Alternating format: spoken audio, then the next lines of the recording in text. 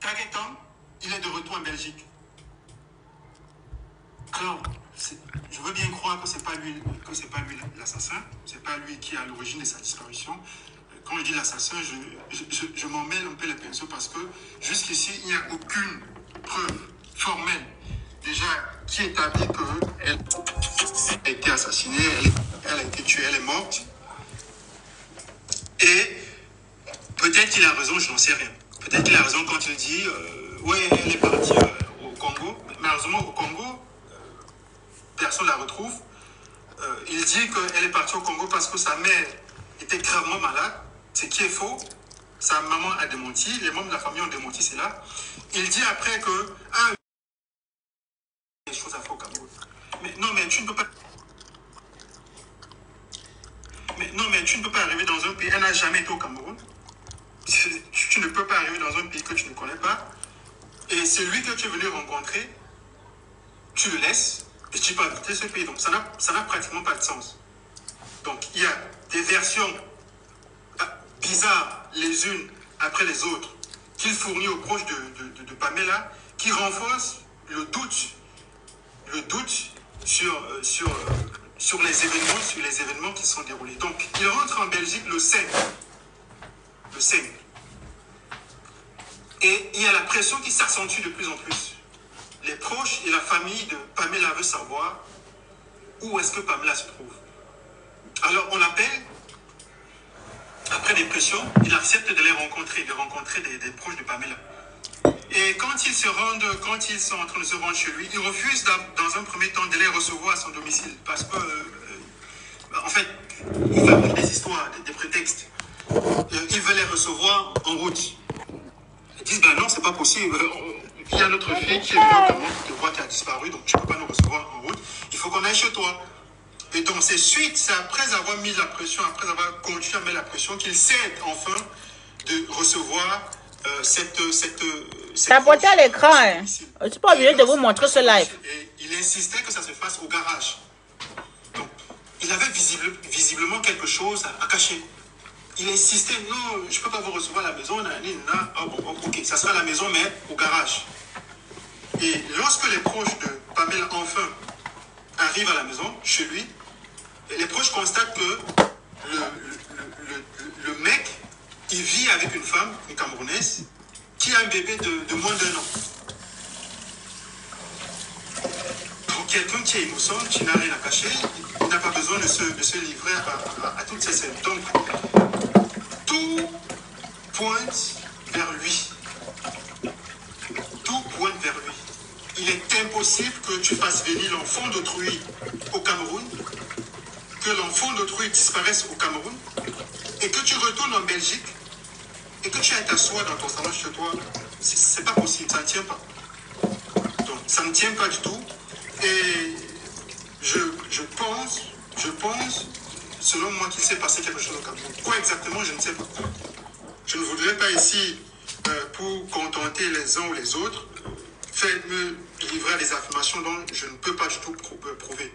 Mais il est clair et net qu'il s'est passé quelque chose au Cameroun. Alors, aux proches de la famille de Pamela, dans un premier temps, je leur ai donné pour conseil de dépêcher des gens au Cameroun, des membres de la famille, de se rendre à Douala, la capitale économique du Cameroun, de se rendre, je crois qu'il y a un commissariat à Makepe, et qu'à partir de Makepe, on pourra retrouver, on pourra retrouver les restes de la jeune femme qui a été retrouvée dans un bac ordu à Makepe le 2 novembre. Et à partir de là, même si elle est inhumée, même si on a enterré ce corps, on doit déterrer ce corps afin de procéder aux vérifications s'il s'agit de Pamela. Alors, c'est ce que j'ai dit à la famille. Et également, j'ai conseillé à la famille d'engager déjà des poursuites judiciaires en Belgique. Je crois que c'est chose qui est faite.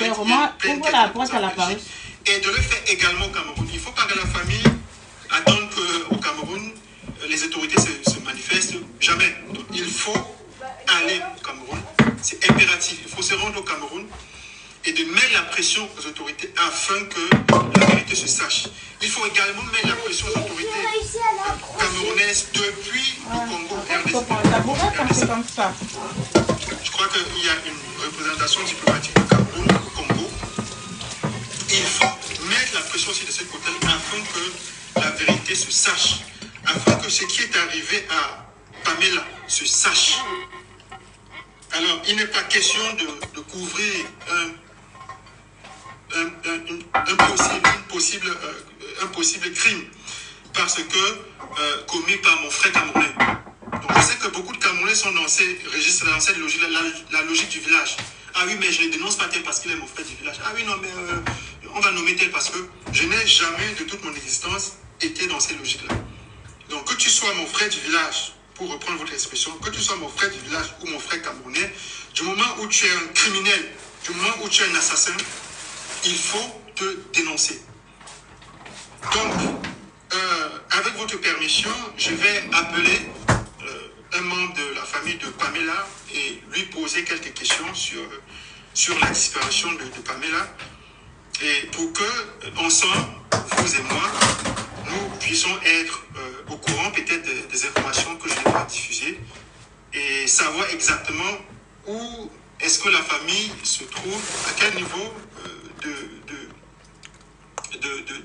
des poursuites judiciaires, à quel niveau des enquêtes, je n'en sais rien, s'il y a des enquêtes s'il y a une enquête qui a été déjà ouverte en Belgique ou au Cameroun, je n'en sais rien pour l'instant. Donc, à quel niveau cette situation se trouve. Donc, donnez-moi juste quelques petites secondes, le temps de joindre.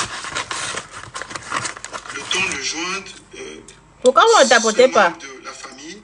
Tapotez l'écran, c'est quoi le problème? Et d'avoir certains éléments. Donc, permettez-moi, je vais lancer l'appel. Tapotez l'écran?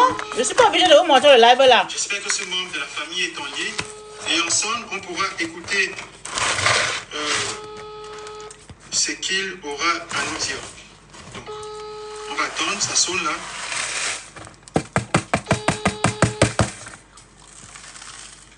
Donc, on va attendre que ça décroche.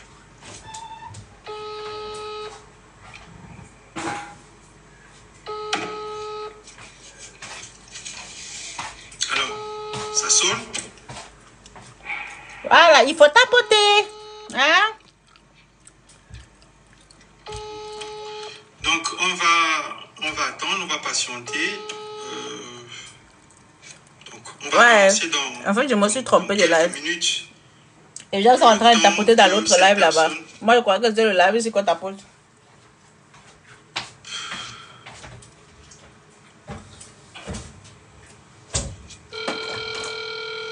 On va attendre, on va patienter. Mais on a déjà assez attendu, non? Oui, allô? Bonjour. Oui, allô, bonjour. Bonjour. Alors, je vous appelle de la part d'un de vos frères. Il m'a passé votre numéro et il a demandé que je pouvais vous appeler au cours du direct que j'ai lancé. C'est suite à la disparition de Pamela. Il n'y a pas de souci. D'accord. Donc, la première question, si vous me le permettez, la première question que je m'en vais vous demander, c'est on veut bien savoir quand est-ce que Pamela vous a dit, à vous ou aux autres membres de la famille, qu'elle se rendait au Cameroun et pourquoi est-ce qu'elle se rendait au Cameroun? Pamela avait dit à une autre une sœur en Belgique qu'elle côtoyait, qu'elle devait aller au Cameroun, je pense, pour la belle famille. Pour voir la belle famille. C'est là la belle famille à trois, c'est-à-dire son mari, l'enfant et Pamela. Et par après quelques jours, Pamela est venue dire à la sœur, non, apparemment l'enfant n'a pas encore le passeport et l'enfant ne se rendra pas. Je crois moi aussi j'aurais détesté de ne plus aller. Et c'est pourquoi on nous apprend que Pamela a été à Douala à partir du 7 octobre, alors qu'elle avait quitté les 30. On n'a jamais été au courant de ça qu'elle quittait la Belgique pour les familles. Oui. Ouais. C'est moins ça par rapport à ta question. D'accord. Alors, une autre question. Est-ce que lorsque Pamela se rendait au Cameroun, est-ce qu'elle était toujours en relation avec le Camerounais? Est-ce qu'ils étaient toujours ensemble? Parce que l'une des versions aussi qu'il a avancées... Ils étaient toujours ensemble. Quand Pamela est partie, celui qui a trouvé les taxis d'abord pour Pamela, c'est le petit frère de son copain là. Oui. Wilfried, le petit frère de Wilfried. Le petit frère. Pamela s'est déplacée de la petite pour le Cameroun. C'est son petit frère, le petit frère de Wilfried et la fille de Pamela qui est restée à la maison. Celui qui a acheté les billets à Pamela, c'est Wilfried. D'accord. Wilfried, le petit frère de son compagnon, quoi. Non, Wilfried, c'est les mêmes les compagnons. Ah oui, c'est... Petit frère, j'ai pas les noms. Ah d'accord, donc là je comprends, non, c'est son prénom Wilfried, parce qu'il n'y avait pas son prénom, j'avais juste ces deux noms, Tanguetan. J'avais pas... D'accord, Wilfried. Donc c'est Wilfried qui prend un billet aller, parce que là j'ai le billet avec moi, c'est un billet aller simple, je ne vois pas aller-retour. Oui, Wilfried. Ouais, il n'y a plus de batterie. Juste aller simple. D'accord. Et d'après ce que j'ai appris, il achète un billet à Pamela. Je veux que vous confirmez l'information. Il achète un billet à Pamela, mais il voyage avant Pamela parce qu'il dit à Pamela, je m'en vais au Cameroun pour arranger le temps que tu arrives. Oui, parce que Pamela était tombée grosse. Elle était enceinte. Elle était enceinte. Elle a demandé à Pamela qu'on avorte. Pamela a dit non, moi je suis... Mais ça, c'est déjà le gars qui a témoigné hier dans plusieurs lives. Hein? Oui. Et puis, il est venu changer les versions à Pamela. Pamela, comme tu es encore grosse, si tu me mets au monde comme ça, sans que je t'épouse, tes parents me verront comme un aventurier. On sera obligé de se marier. Pamela dit, ah d'accord, il n'y a pas de souci. Pamela aussi avait informé à Kinshasa. Oui. Ils avaient appelé pour nous dire qu'apparemment il y a une relation avec Wilfried. Ça arrivait officialisé.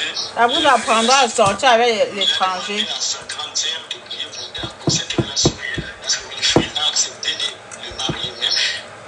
Elle nous avait caché qu'il était enceinte. De sortir avec les frères du village, de sortir avec les étrangers. Tu peux dire ça à tes petites sœurs, à ta copine, mais pas à ta grande sœur. Tu vas perdre peut-être un petit guide. Mais là, avec ce respect, elle a dit seulement à sa sœur que non, Wilfried veut officialiser notre relation. Voilà.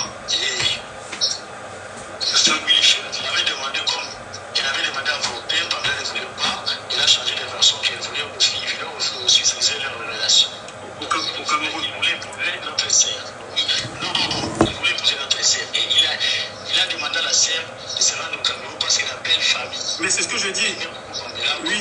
Oui, c'est ce que je dis. Donc, il a voulu officialiser la relation en lui demandant de venir au Cameroun afin qu'il puisse la présenter à sa famille. Peut-être pour aller la tuer. Voilà, donc. Oui, c'était ça. D'accord, donc. Et en allant au Cameroun, Wilfried a quitté la Belgique avant Pamela. Je crois qu'un ou deux jours avant Pamela. Et puis, Pamela s'est rendue les 31. Oui, c'est ça. Voilà. Donc, Pamela a bel et bien arrivé à Douala. Oui. Donc. Elle est bien arrivée parce que le DG avait confirmé, on avait confirmé par l'enquête que Pamela était bel et bien arrivée À Douala. à Douala. Voilà. D'accord. Et puis Pamela était à Douala, c'est Wilfried qui est venu le chercher à l'aéroport. Là, c'est le témoignage de lui-même de Wilfried. D'accord, donc. Wilfried, C'est lui qui est venu De chercher. toute façon, vous tapotez pas, j'arrête de là, allez vous faire foutre. Wilfried, il a confié.